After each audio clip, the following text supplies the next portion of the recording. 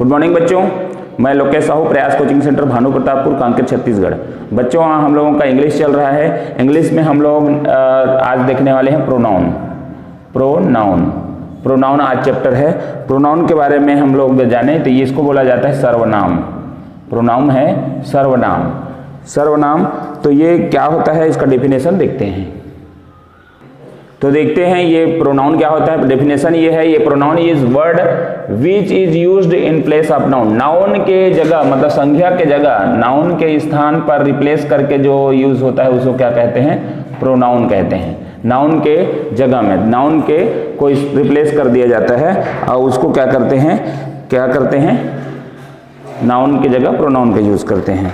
जैसे कि है Uma is a girl, Uma is अ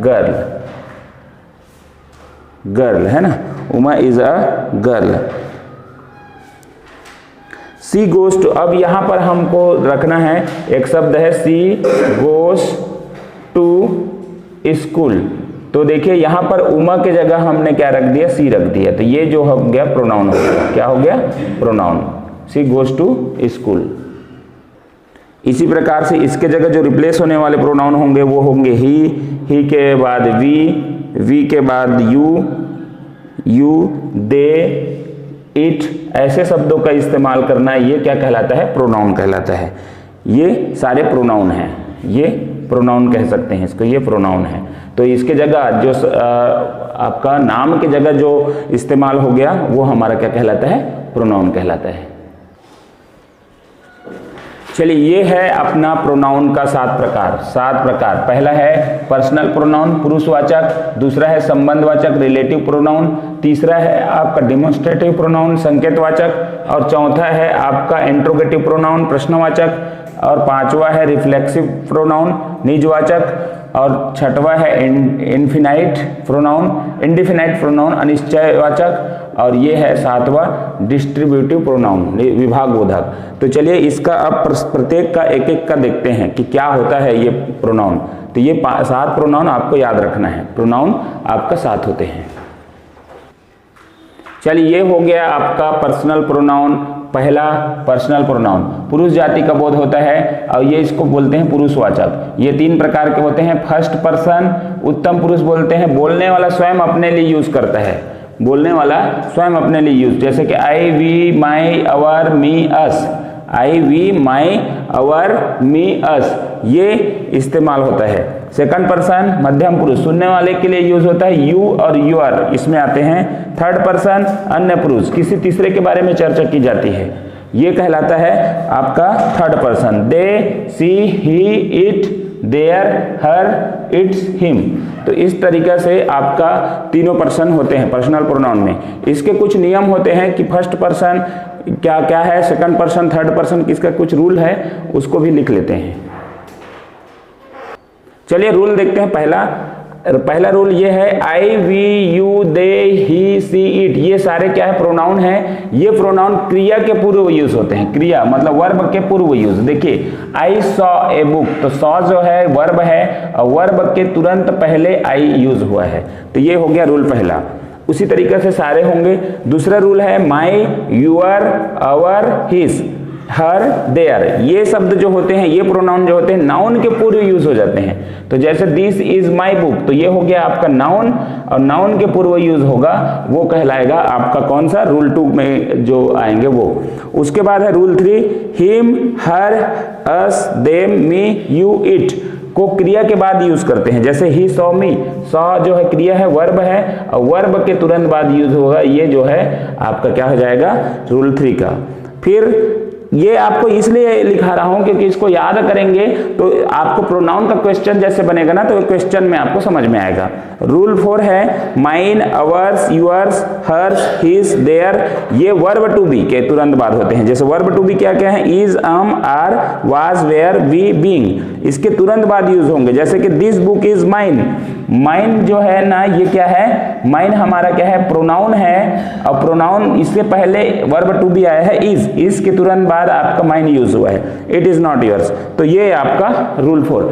आपको सिर्फ ये याद रखना है कि ये प्रोनाउंस जो होते हैं कब यूज होते हैं, तो ये बस इतना है, ये आपको याद रखना है। ये जितना दिया गया है वो क्रिया के पूर्व यूज होंगे, वर्ब के पहले, फिर ये जो नाउन है जितने भी हैं वो नाउन के पूर्व यूज होंगे, फिर ये जितने प्रोनाउन हैं वो क्रिया के बाद यूज होंगे, फिर ये जितने प्रोनाउन हैं वो क्या है, वर्ब टू बी के बाद यूज होंगे, ठीक है, तुरंत बाद। तो ऐसे मतलब आपको याद रखना है, ये आपका प्रोनाउन का 4 रूल है, 4 रूल में बांटा गया है। कहाँ यूज होता है, कैसे यूज होता है, इसीलिए ही क्वेश्चन बनेगा, ऐसा ही क्वेश्चन बनेगा। इसको आपको क्या करना है, याद रखना है।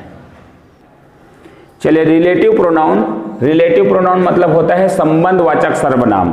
ये प्रोनाउन जिनका दूसरे नाउन या प्रोनाउन से संबंध हो रिलेटिव प्रोनाउन कहलाते हैं। और ये क्या क्या होते हैं, ये देखिए, हु, विच, हुज, whom और what, that। तो आपका एक क्वेश्चन ये बनाने का, ये जो जानने का है, तो ये है कौन सा रिलेटिव प्रोनाउन है। इसके जगह दूसरा दे दिया जाएगा रिलेटिव प्रोनाउन, बस 6 को याद रखो, ये रिलेटिव प्रोनाउन है ना, इसको अपने रिलेटिव प्रोनाउन में यूज करते हैं। जैसे this is pen which I lost yesterday, ठीक है, जिसका संबंध वह पेन है, दिस इज द पेन, यह पेन है जो आई लॉस्ट यस्टरडे, जिसे मैंने कल खोया था, ठीक है, जो गुम हो गया था वो है, उसका संबंध है ना। ये पेन का संबंध है, ये पेन का संबंध बता रहा है, ये देखो नाउन है, नाउन का संबंध बता रहा है, ठीक है। ये वही पेन है जिसे मैंने कल खोया था, जिसको मैंने कल गुमा डाला था, तो ये विच हो गया, है ना। आई हैव ए ब्रदर, मेरे पास एक भाई है, लव्स मी, मुझसे प्रेम करता है, जो मुझसे प्रेम करता है ना। तो ये देखिए, इसका संबंध जो है ब्रदर से है, नाउन से है, तो संबंध बताता है, वो आपका कौन सा है, आपका रिलेटिव प्रोनाउन। देखो, I don't know what he wants, मैं नहीं जानता आप क्या चाहते हो, वह क्या चाहता है ना। He wants, what he wants, क्या चाहता है वह। तो ये वांट्स जो है किससे है, इससे संबंध है, ठीक है, व्हाट ही वांट्स। देखो, ही हो गया प्रोनाउन से, ये प्रोनाउन से संबंध हो गया, नाउन या प्रोनाउन से संबंध हो तो ये प्रोनाउन से संबंध हो गया। फिर the pen that you gave, है ना, ये पेन जो आपने दिया इज लॉस्ट, खो गया, पेन से संबंध है ना, नाउन से संबंध है। तो ये देखिए, ये नाउन या प्रोनाउन से संबंध को बताता है, वो क्या कहलाता है, संबंधवाचक सर्वनाम।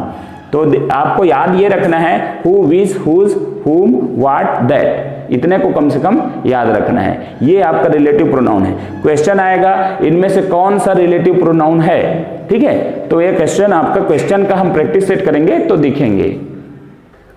रिलेटिव प्रोनाउन 3 होते हैं मुख्यतः, 3 है ना, 3 है। ये पहला है हु, मनुष्यों के लिए यूज होता है, सिंगुलर और प्लूरल दोनों में यूज होता है। तो इसको जानना है, इसका 3 जो फॉर्म और 3 रूप जो होते हैं वो कौन है। पहला है नॉमिनेटिव केस, दूसरा है पॉजेसिव केस और तीसरा है ऑब्जेक्टिव केस। आपको पूछा जाएगा जैसे हु का कैसे यूज होता है, हु का हुज हो जाता है पॉजेसिव केस में, और हु का ही ऑब्जेक्टिव केस में हुम लिखा जाता है। इसका हिंदी भी मैंने लिख लिया है, कैसे कैसे अगर उसको इस्तेमाल करना है, हिंदी अगर जानते हैं तो हिंदी में आपको कैसे इस्तेमाल करना है। हु का जो, जिसने, जिन्होंने, जैसे कि मैं बताया, वह मेरा भाई है जो मुझसे लड़ता है, जो के लिए आपको क्या करना है, हु लगाना है ना। वह मेरा भाई है जिसने मुझे मारा, तो इस टाइप का जिसने के लिए, जिन्होंने के लिए हुज मतलब जिसका। वह मेरा भाई है जिसका मोबाइल मेरे पास है, तो ये जिसका के लिए है, जिनका, जिनकी, ठीक है। और ये हुम है जिसे, है ना, वह मेरा भाई है जिसे मैंने मारा,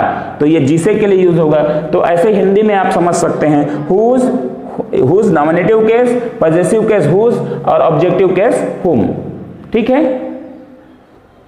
तो देखिए रिलेटिव प्रोनाउन 3 ठो मैंने बताया, 3 बताया था, विच और हु और दैट, ठीक है। तो ये हु का हमने देखा था मनुष्यों के लिए होता है या जीवित के लिए होता है, जीवित बोल सकते हैं, ठीक है। और ये हो चाहे विच का प्रयोग है ना, निर्जीव होता है। This is the pen which I lost yesterday. Relative pronoun मतलब जो नाउन का क्या बनाए, संबंध बनाए, नाउन से या प्रोनाउन से, है ना। तो ये देखिए, ये क्या है, निर्जीव है, निर्जीव से संबंध बना रहा है विच। ठीक है, ये दैट है मनुष्य प्लस निर्जीव दोनों के लिए यूज होगा।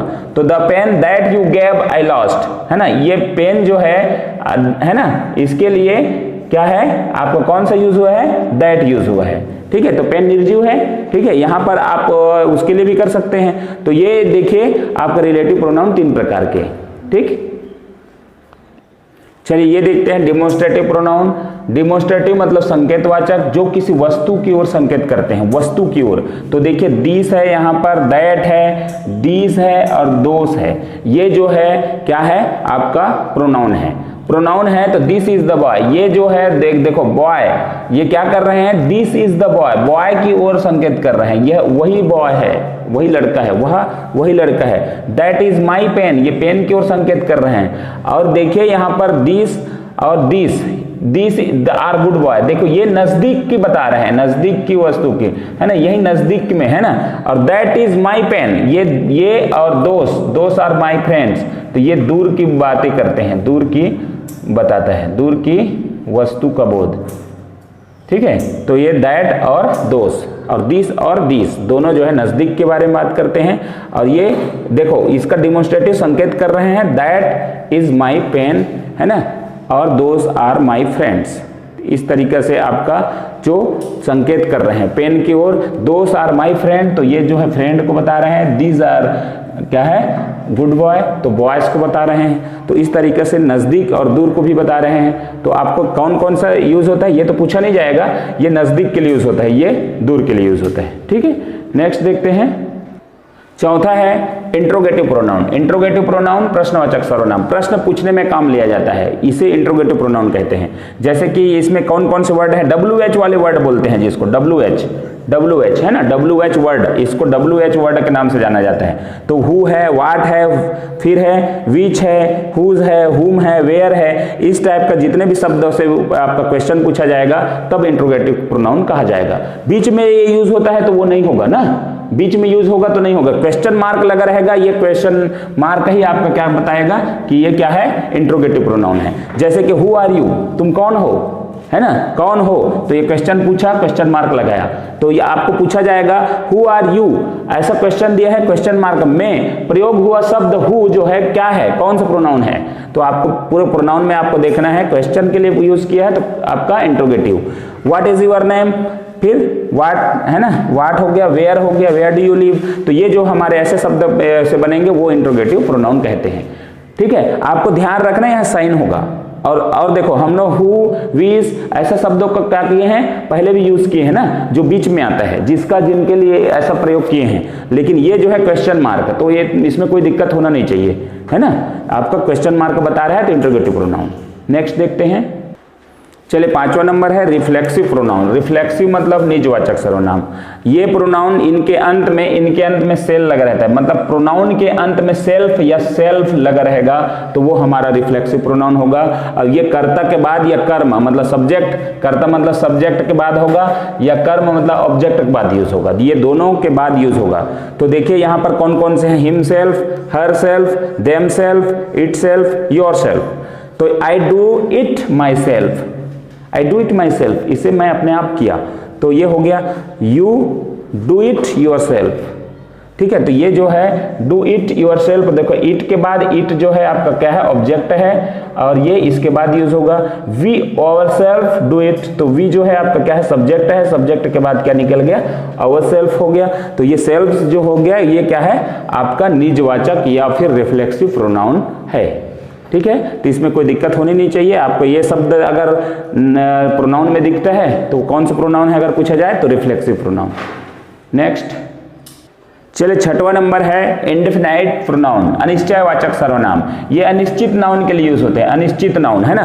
जैसे कि आपका क्वेश्चन सीधा दिख रहा है ना, आपका ये शब्द जैसे इस्तेमाल हुआ है, some, none, all, they, somebody, nobody, few, many, anybody, others, इस टाइप के वर्ड अगर इस्तेमाल हुआ है और पूछा जा रहा है प्रोनाउन के पर्पस में कि आपका ये कौन सा प्रोनाउन है, तो आपको इस शब्दों को ही देखो, शब्दों को ही याद रखो, शब्दों को ही याद रखने के बाद आपका बन जाएगा आंसर, है ना। ये इंडेफिनाइट प्रोनाउन में आता है। जैसे कि ये है नन, समथिंग, ऑल, मेनी, ये जो शब्द है many of them were present, something is better than nothing, all of us were present, many of the boys have gone. तो इस टाइप का यूज जो हुआ है वो क्या है आपका इंडेफिनाइट प्रोनाउन। ठीक है, चलिए देखिए इसको डिस्ट्रीब्यूटिव प्रोनाउन। डिस्ट्रीब्यूटिव प्रोनाउन का अर्थ होता है विभाग बोधक सर्वनाम। इसका अर्थ है वह शब्द जो किसी वस्तु या व्यक्ति को एक समय में एक को संकेत करे। इसमें 3 वर्ड आते हैं, ईच, आइदर, नाइदर। आपका क्वेश्चन इसी में रहता है ना। ये जो है अगर ना प्रोनाउन से क्वेश्चन कर रहा है और आपको ईच और आइदर और नाइदर से संबंधित है और पूछ रहा है कि इसमें से कौन सा प्रोनाउन है, तो डिस्ट्रीब्यूटिव प्रोनाउन है। ये 3 वर्ड को याद रखना है। ठीक है, अब ये ईच है तो प्रत्येक के लिए यूज होता है। जैसे each of the boys gets book, मतलब प्रत्येक बच्चे बुक पाते हैं, बुक है। ठीक है, तो ईच जो है प्रत्येक के लिए यूज हुआ। Either of the 2 roads goes to school, इसमें 2 में से एक, या तो ये रोड जाएगा या तो वो रोड जाएगा ना। 2 में से एक कोई रोड जाएगा, 2 में से एक को बताया तो ये आइदर यूज होगा। नाइदर मतलब 2 में से कोई नहीं। Neither of the 2 boys is good, मतलब 2 बच्चों में से 2 बॉय है, लड़के हैं, उसमें से कोई अच्छे नहीं है। तो ये आपका 2 में से कोई नहीं के लिए यूज नाइदर का, आइदर 2 में से एक, और प्रत्येक के लिए आपका क्या होगा, ईच होगा। इसके बाद ध्यान ये रखना है कि वर्ब जो है हमेशा जो है देखिए आपका क्या हो रहा है, सिंगुलर वर्ब यूज हो रहा है। ये एक तो खास बात और है, इसके बाद हमेशा जो वर्ब होगा उसमें क्या हो रहा है, सिंगुलर लग रहा है। ठीक, तो इस तरीका से आपको जो है ये ना प्रोनाउन का क्वेश्चन जब करेंगे ना तो और अच्छे से समझ आएगा। अगला पार्ट में हम लोग प्रोनाउन का, सारे प्रोनाउन का क्वेश्चन देखेंगे कि किस तरीके से क्वेश्चन पूछा जाता है। तो ठीक है, इस पार्ट को यहीं पर खत्म करते हैं, समाप्त करते हैं। अच्छा लगा वीडियो तो लाइक, शेयर और कमेंट, सब्सक्राइब जरूर करें। धन्यवाद।